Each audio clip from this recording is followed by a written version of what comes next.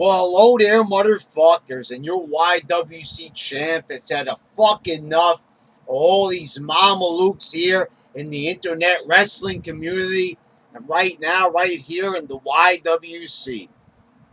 So, wrestling has been given over, gifted to the internet wrestling fan. And there was one time on this channel when I says, "What are internet wrestling fans? We're all on the internet now." Yeah, no. I soon figured out that the internet wrestling fan is much different than just somebody who watches wrestling and uses the internet. There are those that are hardcore wrestling fans. And see, this is the term that I hate when they say hardcore wrestling fan, casual wrestling fan. You know, it seems to me that the internet wrestling fan is one who likes all the small guys, likes having guys like Fuckboy Balor at the top. Basically, it's always been about these guys like straight wrestling matches. They're all about wrestling. They hate anybody over 6 feet tall, anybody over 200 pounds. And a casual fan is somebody who likes psychology, storylines, and character development. And why should they be regulated to the role of casual? I know quite a bit about wrestling, so I guess you could say that I'm a hardcore fan. But it really just depends on who you ask. But for the sake of argument and for the sake of simplicity, as I do this rant, I will refer to myself as a casual fan, and to the people I am rallying against, the hardcore wrestling internet fans. Call them what you want. Smart, smarks, marks, smart marks, internet fans, hardcore fans. They're all the same thing. Indie worshippers, Sami Zayn butt sniffers. I don't know. They go by a number of aliases, but for whatever, these terms are interchangeable. Take them for what you will. All I can say is that they've handed over the internet, the WWE brand to the internet wrestling fan. Kevin Owens is world champion. Fuckboy Balor is world champion. Shoving shit cake Nakamurphy down our throat. I mean, for fuck's sakes, here's the thing. I actually like shit cake Nakamurphy. I mean, he's got a lot of personality, the facial expressions, the movements. The guy barely speaks any fucking English. It's going to be hard for them to work with him and hard to work on, storylines and developing his character any further. But that's okay. It doesn't matter if there's a language barrier. People are going to argue, okay, get a translator then. But do you know how difficult that is? When there's a language barrier, you're kind of doomed from the start. They ran into the same problem with the likes of Taka Michinoku and numerous others. That's why you haven't seen any Japanese world champions, people.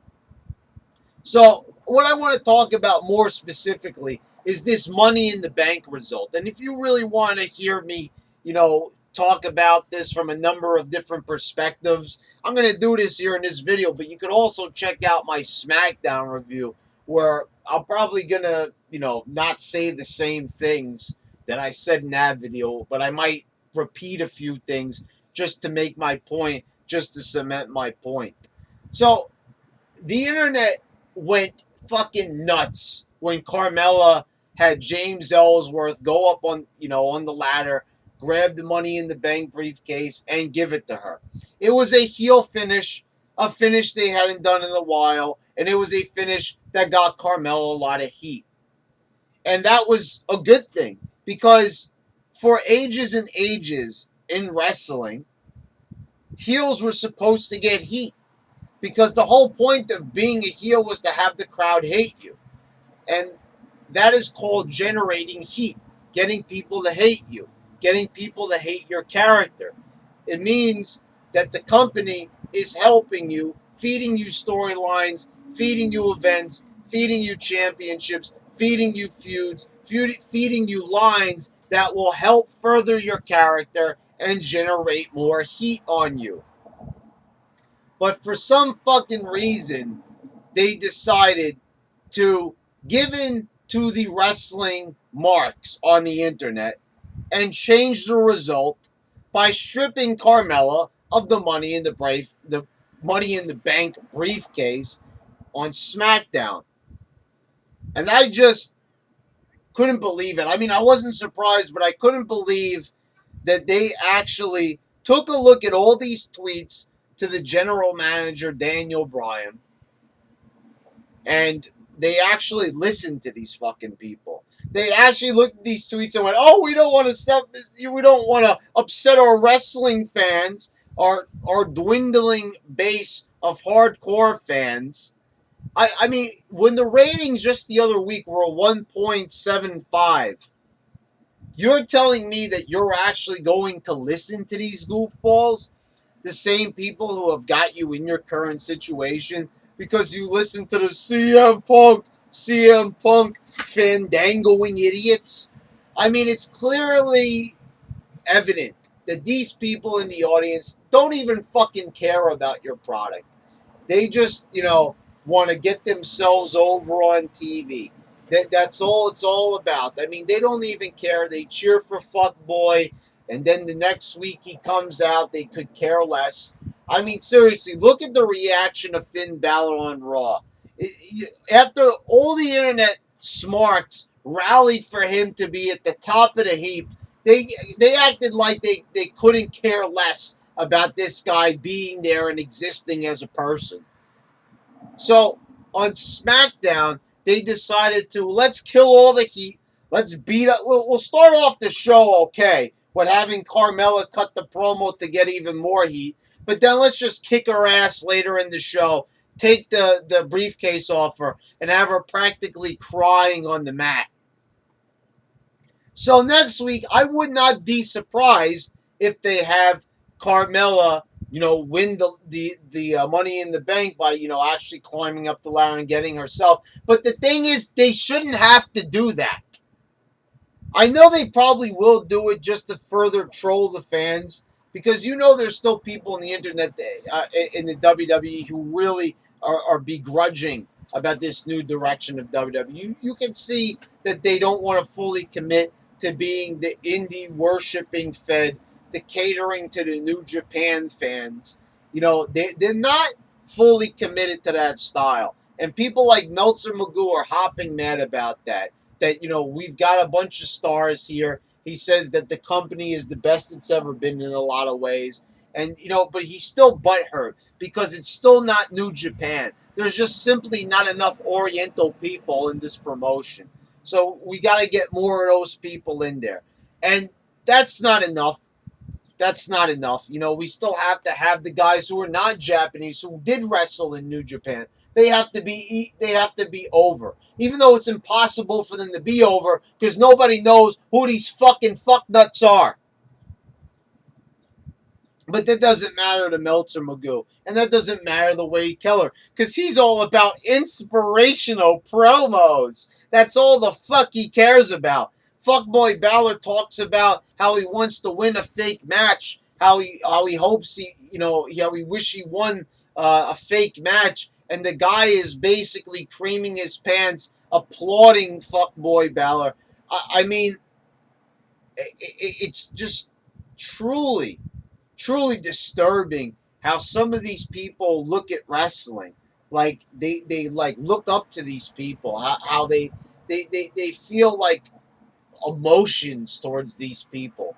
I mean, my God, there's been feel good moments in wrestling. There's been exhilarating moments in wrestling, but sometimes to read the words of Wade Keller and Meltzer Magoo is just downright disturbing. They say the weirdest things about wrestling. Their philosophy on wrestling is like otherworldly. So they might just try to please the fans. They just by doing this that's what they're trying to do. But they might troll them in the same breath next week by having Carmella win a bit more clean than she did. But like I said, why we're actually going to book the same exact match that they had on the pay-per-view. Just because a couple of fans don't like the fucking result. Okay, it's more than a couple. But the thing is, They want to know, do they ever stop and wonder why the ratings never get to the point that they once were at? Case in point, why don't you take a fucking look at what you're doing? You're changing the result of your fake match because you have a bunch of man children who can't accept a result of a wrestling match. Do you realize who you're catering to? You're catering to immature adults. And the thing is, isn't your product you originally said with the whole PG thing? I mean, is this product even still geared towards, children? I don't even know what is your target audience. We just found out that the target audience is like people in their 50s and 60s. I mean, not the target audience, but that's who's watching it. So, are you targeting them? Are you targeting the 18 to 34 demographic? Are you catering to the 6 year olds? Who are you going for? This is what I always try to figure out. Who the hell are they trying to sell their product to? Which demographic is it? Everybody it used to be a little bit of something for everybody, but this product, the, I don't know like what they're going for. Every single time I always ask this, to the point now where now everybody that was on the internet, everybody that was on Twitter, those are people that are in their 20s and 30s and God help us 40s and maybe even 50s. I don't know.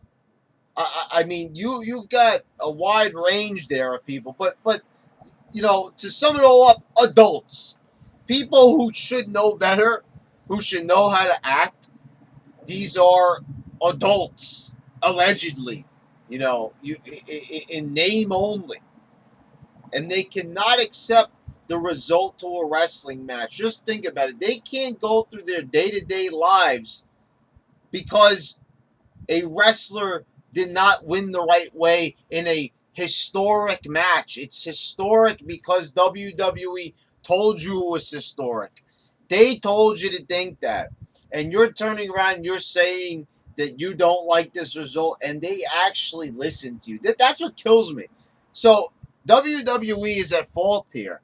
100%. Because you don't have to listen to goofballs, but they decided to listen to the goofballs anyway, which is driving me fucking nuts. It's driving me up a fucking wall.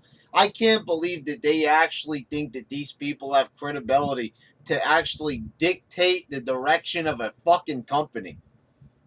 What are we just going to keep catering to this niche audience, to these goofball hardcore internet fans?